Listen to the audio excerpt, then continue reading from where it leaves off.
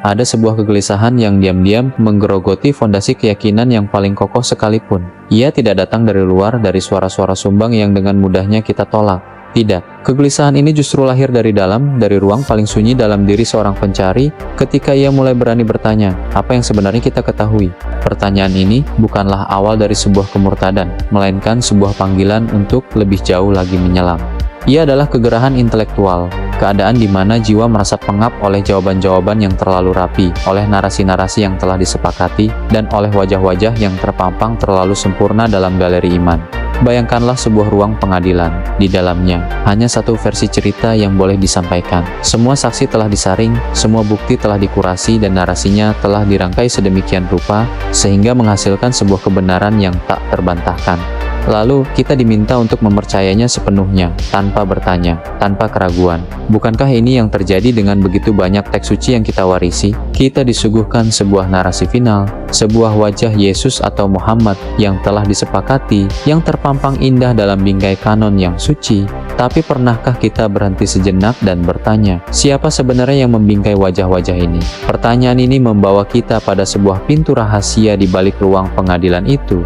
Di balik pintu itulah, kita akan menemukan para pencatat. Mereka bukanlah malaikat yang menyalin firman dengan pena dari emas. Mereka adalah manusia dengan segala kompleksitasnya. Mereka adalah teolog yang sedang berdebat, politisi yang butuh legitimasi, dan komunitas yang sedang berjuang mempertahankan identitasnya. Mereka memiliki agenda, kepentingan, dan ketakutan.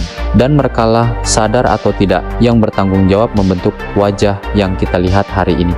Narasi ini bukanlah serangan terhadap iman. Ini adalah sebuah investigasi terhadap sejarah, sebuah upaya untuk tidak hanya mendengarkan apa yang dikatakan oleh teks, tetapi juga menangkap bisik-bisik halus sang editor di sela-sela kata-katanya. Kita akan membongkar mekanisme di balik layar, bagaimana sebuah kisah dipilih, disunting, disensor, dan akhirnya dikanonisasi menjadi kebenaran. Kita akan mencoba menelusuri dua kasus utama, Yesus dalam tradisi Kristen dan Muhammad dalam tradisi Islam. Di sini kita berjumpa dengan Muhammad, dan di sini pula kita menemukan sebuah paradoks yang tak kalah kompleks. Jika dalam tradisi Kristen, keraguan kita berpusat pada para penginjil yang menyunting dan mengedit, dalam tradisi Islam, pusat gravitasinya bergeser. Al-Quran sebagai teks pusat diyakini sebagai kalamullah yang tak tercipta, terjaga keasliannya kata per kata. Tetapi, benarkah proses transmisi dan penafsiran terhadap sosok Nabi itu sendiri terbebas dari tangan-tangan sang pencatat? Disinilah kita harus memutar kunci yang berbeda, dan membuka pintu yang mengarah bukan hanya pada teks wahyu itu sendiri, melainkan pada dunia yang membingkainya, dunia yang dipenuhi oleh gejolak politik, perebutan otoritas, dan kebutuhan akan legitimasi yang segera. Bayangkan sebuah kekaisaran yang baru saja meledak keluar dari Jazirah Arab, merobek dua imperium besar dunia. Kekuatan yang dahsyat ini membutuhkan sebuah sistem, sebuah hukum, sebuah pedoman untuk mengatur kehidupan sosial dan politik yang tiba-tiba menjadi sangat rumit.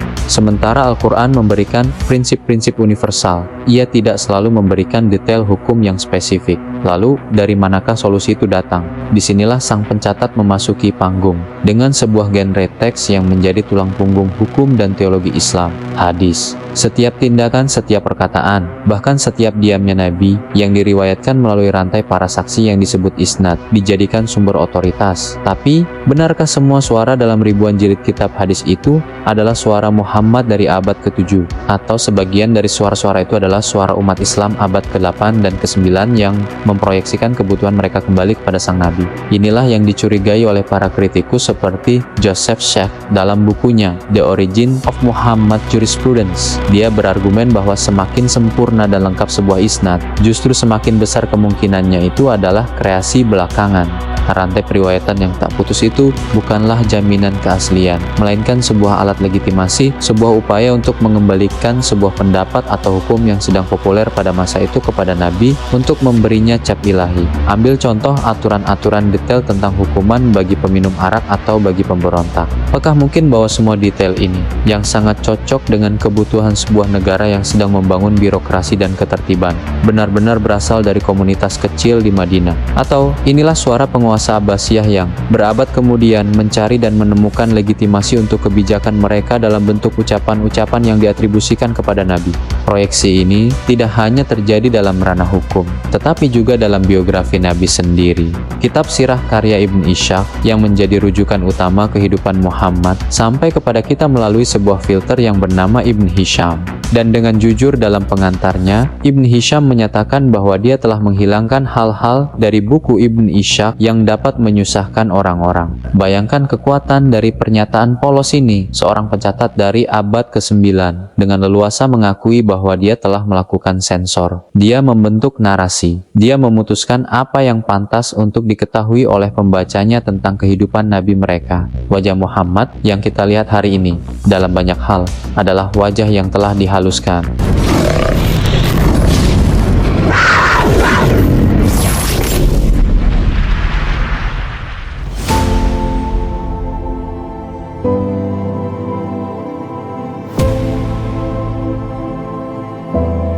sebuah kitab yang dibaca oleh miliaran manusia selama lebih dari 14 abad.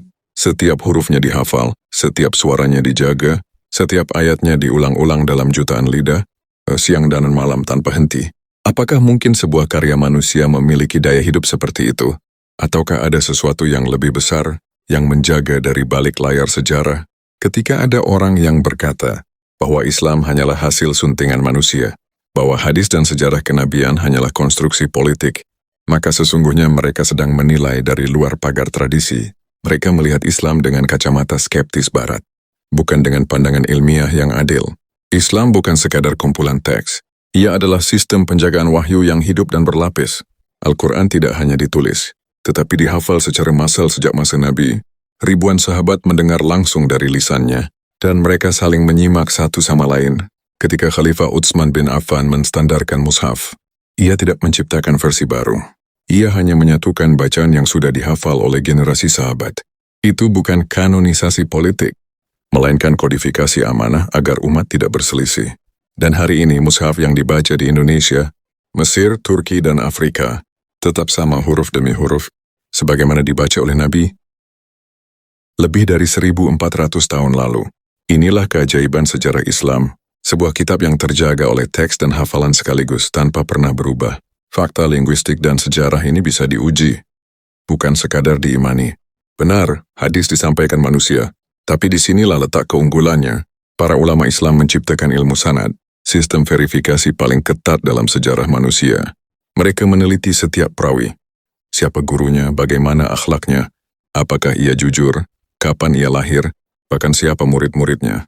Bayangkan, berabad-abad sebelum dunia mengenal peer review akademik, ulama hadis sudah punya standar ilmiah yang lebih cermat. Itulah sebabnya, hadis dibagi menjadi sahih, hasan, atau dhaif. Bukan karena politik, tapi karena metodologi ilmu. Joseph Schacht mungkin menuduh hadis hanyalah proyeksi politik. Namun sayang, penelitian modern oleh Harold Motzki, Gregor Scholler, dan Nabia Abbott telah membantahnya. Sebagian hadis sahih terbukti bisa dilacak hingga generasi sahabat, bukan rekayasa abad ke-9. Artinya hadis tidak lahir dari kekuasaan, tetapi dari tradisi ilmiah yang jujur.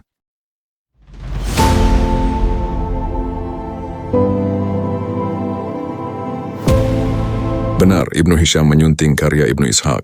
Namun, yang ia hapus bukanlah sejarah, tapi kisah-kisah lemah yang bersumber dari perawi tak jelas. Ia tidak memoles wajah Nabi, tapi menyaring kebohongan agar biografi Rasulullah tetap murni. Islam tidak bergantung pada satu generasi atau satu institusi. Al-Quran dijaga oleh para penghafal dari berbagai bangsa. Hadis diverifikasi oleh ulama di berbagai negeri. Tidak ada satu penguasa pun yang mampu mengubahnya, karena penjaganya tersebar di seluruh dunia Islam. Bahkan, ketika kekuasaan politik berubah dari Umayyah ke Abbasiyah, teks Al-Quran tetap sama. Hadis sahih tetap terjaga, dan tafsir terus berkembang tanpa henti. Inilah janji Allah yang nyata. Sesungguhnya kami yang menurunkan Al-Quran, dan sesungguhnya kami pula yang menjaganya. Jadi jika para skeptis, ateis, dan kaum liberal berkata, ragukanlah semua teks suci, karena semua hanyalah buatan manusia. Maka, Islam menjawab dengan tenang, silakan ragu tapi ragu dengan ilmu. Kami tidak takut pada pertanyaan, karena semakin dalam kalian gali, semakin nyata bahwa tidak ada satu kitab pun di dunia ini yang dijaga seperti Al-Quran. Dan tidak ada satu sosok sejarah yang dokumentasinya seteliti Nabi Muhammad. Para skeptis boleh menulis teori di ruang sunyi mereka, tapi umat Islam telah membaca, menghafal, dan mempraktikkan wahyu itu selama 14 abad tanpa putus. Mereka menghafal bukan karena dipaksa, tapi karena ada cahaya yang hidup di dalamnya, sesuatu yang tak bisa dijelaskan oleh tinta dan teori. Mereka yang meragukan wahyu sesungguhnya sedang menatap cermin kosong, karena keraguan tanpa dasar bukanlah kebebasan berpikir, melainkan bentuk lain dari kebodohan yang berbalut intelektualitas. Jadi bagi mereka yang terus bertanya, benarkah Islam hanya konstruksi sejarah? Jawabannya sederhana. Sejarahlah yang justru menjadi saksi bahwa Islam tidak pernah rapuh oleh waktu. Dan semakin banyak orang mencoba merobohkannya, semakin kuat ia berdiri, seperti batu yang tak pernah lapuk, karena dijaga langsung oleh zat yang menurunkan wahyu itu sendiri.